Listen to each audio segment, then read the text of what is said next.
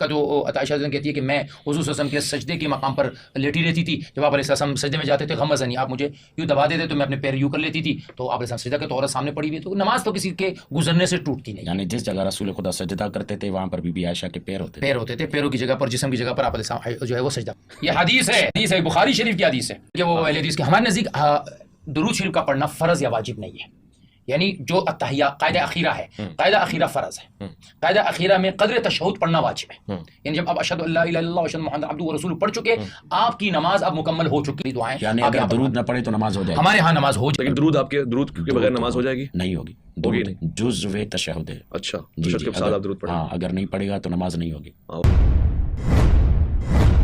ایک مسئلہ میں نے سنا ہے اور علامہ صاحب اس پہ ذرا سے روشنی ڈالیں گے. آپ کے یہاں ایک بحث چلتی ہے کہ جی تشہد پڑھا جائے گا نہیں پڑھا جائے گا، اس پہ آپ کی کیا رائے ہے؟ یعنی اس میں کلمہ جو ہے دین اسلام کا وہ پڑھا جائے گا، اضافی جملے بھی ایڈ ہوں گے نہیں ہوں گے؟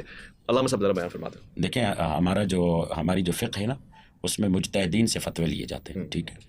اور مجتہدین جو جس کی تقلید کرتا ہے، اگر وہ اسے اجازت دے دیتا ہے کہ ایک اضافی ذکر پڑھ سکتے ہو تو وہ پڑھ سکتا ہے. انگلی کیوں اٹھاتے ہیں ویسے؟ دیکھیں یہ مقام توحید ہے، یہاں توحید کی گواہی دی جا رہی ہے، اشہد اللہ الہ. اب اس میں ہمارے ہاں یہ ہے فقہ حنفی میں کہ الا اللہ پر آپ نیچے کر دیں کیونکہ آپ نے پوری کر دی. لیکن روایات جو آتی ہے وہ دو طرح کی آتی ہے. ایک روایت میں یہ آتا ہے کہ آپ علیہ الصلوۃ والسلام نے انگلی کو ویسے ہی قائم رکھا، اور ایک روایت میں یحرک اصبعہ کہ اپنی انگلی کو آپ یوں حرکت دیتے رہے، یعنی اس گواہی کو آپ نے تحیات کے اخیر تک برقرار رکھا. تو یہ تینوں صورتیں ممکن ہیں کہ انگلی اٹھا کے نیچے بھی کر دی جائے، انگلی اٹھائے یوں ہی رکھے، اور تیسری صورت یہ ہے کہ انگلی کو حرکت دی جائے تاکہ وہ جو توحید کا اقرار ہے اس کو عملاً بھی کیا جا رہا ہے کہ ہاں وہ واحد لا شریک ذات ہے، وہ ایک ذات ہے. آپ کے یہاں ہے انگلی کا اٹھانا؟ ہم پورے وجود سے توحید کا اقرار کر رہے ہیں، نماز پڑھ کے انگلی سے نہیں کر رہے، اس لیے ہمارے لیے پورے وجود سجدہ کر رہے ہیں، رکوع کر رہے ہیں، تعظیم کر رہے ہیں، سب کچھ خدا کے لیے کر رہے ہیں، تو انگلی کے اشارے کی ضرورت نہیں ہے. اچھا، انگلی سے یہ بھی مراد ہے کہ ہم اس ڈائریکشن میں خدا کی طرف اشارہ کر رہے ہیں، اس ڈائریکشن کو اگنور کر رہے ہیں؟ یہ اگر کسی کی دیکھیں حضور صلی اللہ علیہ وسلم سے احادیث میں تو انگلی کا اشارہ ثابت ہے، بہت عمدہ سوال کیا ہے. انگلی کا اشارہ ثابت ہے، ٹھیک ہے، کہ آپ علیہ السلام نے انگلی کا اشارہ کیا. اب اس کی جو تشریحات ہے وہ ہمیں احادیث میں نہیں ملتی. ایک آدمی اپنی سمجھ کے مطابق کہتا ہے کہ جی میں اس سے یہ سمجھ رہا ہوں، میں اس کی یہ سمجھ رہا ہوں، تو پھر وہ اس کی لوجک پہ آدمی گھنٹوں تقریر کرے. ہر آدمی کی اپنی لوجک. اللہ کے رسول سے ثابت ہے انگلی کا حرکت دینا، تو پھر آپ ہمارے یہاں ثابت نہیں ہے نا، کسی جگہ آپ نہیں دیکھتے، کسی صحابی سے کہیں بھی نہیں. ہم تو صحابی سے دین نہیں لیتے نا، مگر اس سے لیتے ہیں جس کی تائید رسول خدا سے ملتی ہو یا ائمہ معصومین اماموں سے ملتی ہو. امام اگر تائید کرتا ہے یا امام اگر بیان کرتا ہے تو ہم اس کی پیروی کرتے ہیں، اس کو فالو کرتے ہیں. اس کی وجہ یہ ہے انی تارک فیکم الثقلین کتاب اللہ ہے و عطرتی اہل بیتی. ٹھیک ہے. اچھا، گواہی تو ابھی متفق علیہ حدیث ہے. ابن عمر رضی اللہ عنہ فرماتے ہیں کہ قال قال رسول اللہ صلی اللہ علیہ وسلم لہی اشد علی الشیطان من الحدید. یہ جو انگلی کا اشارہ ہے یہ شیطان پر لوہے سے زیادہ سخت. ٹھیک ہے. اب ان کے نزدیک یہاں پر ایک نقطہ پیش ان کے نزدیک یہ ہے ثم قبض بین اصابعہ، آپ علیہ السلام نے اپنے ہاتھوں کو بند کیا، فحلق حلقۃ، پھر آپ نے ایک حلقہ بنایا، ثم رفع اصبعہ، آپ نے یہ دونوں انگلیوں کا حلقہ، یہ دونوں انگلیوں کا بنے گا. دیکھیں یہ تین انگلیاں دو انگلیاں بند ہوں گی، یہ دو انگلیوں کا حلقہ بنے گا، یہ انگلی ہوگی. فرأیتہ، میں نے آپ کو دیکھا، یحرکھا، اچھا اس کو حرکت دے رہے تھے، یدعو بہا، اور چونکہ اب اس کے بعد پھر دعا کا موقع شروع ہو چکا ہے نا، کیونکہ تشہد پورا ہو چکا، درود شریف پڑھ کے آپ دعا بھی کرتے رہے. ثم جئت بعد ذلك فی زمان فی برد، میں اس کے بعد ایک زمانے میں آئے جب سردی کا موسم تھا. فرأیت الناس علیہم الثیاب، ان کے اوپر کپڑے یعنی وہ چادریں پہنی ہوئی تھی، تحرک ایدیہم، وہ کپڑے کے نیچے سے اپنی انگلیوں کو حرکت دے رہے تھے، فی برد، سردی کے موسم میں. تو گویا یہ عمل اصحاب رسول صلی اللہ علیہ وسلم کے نزدیک ثابت ہے، اور آپ علیہ السلام کا عمل موجود ہے، اور آپ کی اس میں فضیلت بھی ثابت ہے. اب ایک مسلک اہل بیت جو مجھے صاحب کہہ رہے ہیں ان کے نزدیک یہ روایت ثابت نہیں ہے، وہ ایک الگ مسئلہ ہے، وہ روایت ثابت نہیں ہے، وہ الگ ہے. ہمارے نزدیک باقاعدہ صحیح روایات ہیں، اور اس پر پوری امت اہل سنت کا اجماع ہے کہ یہ عمل کرنا ہے. اب کتنی دیر تک کرنا ہے اس میں اختلاف. اچھا، اس کے بعد کیا ہے؟ نیکسٹ کیا ہے؟ اس کے بعد درود شریف ہے، اللہم صلی علی محمد وعلی آلہ. میرا وہ سوال یاد ہے کہ اگر احناف میں درود شریف نہ ہو تو آپ نے پہلے میں ٹوکا تھا مجھے کہ وہ اہل حدیث کے ہمارے نزدیک درود شریف کا پڑھنا فرض یا واجب نہیں ہے. یعنی جو التحیہ قاعدہ اخیرہ ہے، قاعدہ اخیرہ فرض ہے، قاعدہ اخیرہ میں قدر تشہد پڑھنا واجب ہے. یعنی جب آپ اشہد اللہ الہ الا اللہ واشہد محمد عبدہ ورسولہ پڑھ چکے، آپ کی نماز اب مکمل ہو چکی ہے فرضیت اور واجبات کے طور پہ.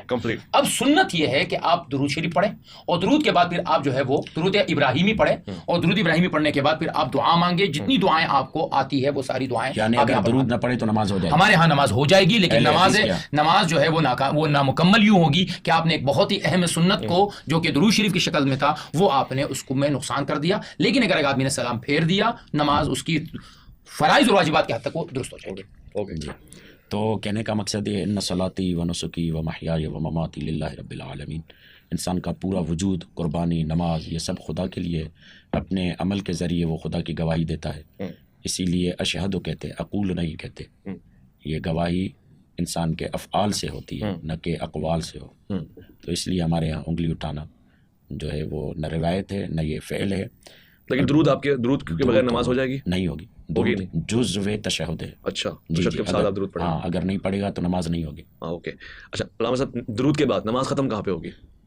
نماز ختم ہوگی السلام علیکہ ایھا النبی ورحمۃ اللہ وبرکاتہ، السلام علینا وعلی عباد اللہ الصالحین، السلام علیکم ورحمۃ اللہ وبرکاتہ. ان کے ہاں روایت موجود ہے، یہ ڈھونڈ لیں گے تو معلوم ہوگا. رسول خدا کی نماز تکبیر سے شروع ہوتی تھی، تکبیر پہ ختم ہوتی تھی. تو ہم آخر میں 3 مرتبہ اللہ اکبر، اللہ اکبر، اچھا، اللہ اکبر کہتے ہیں. ایسے رفع الیدین. جی جی. آپ ادھر دائیں بائیں نہیں دیکھتے؟ دائیں بائیں نہیں دیکھتے. اچھا مصعب، پھر یہ یہاں سے وہ ایک نقطہ ہے نا، الصلاۃ معراج المومن. جب رسول خدا معراج پہ گئے تھے تو انہیں منع کیا گیا تھا دائیں بائیں نہ دیکھیں، تو ہم لوگ بھی دائیں بائیں نہیں دیکھتے.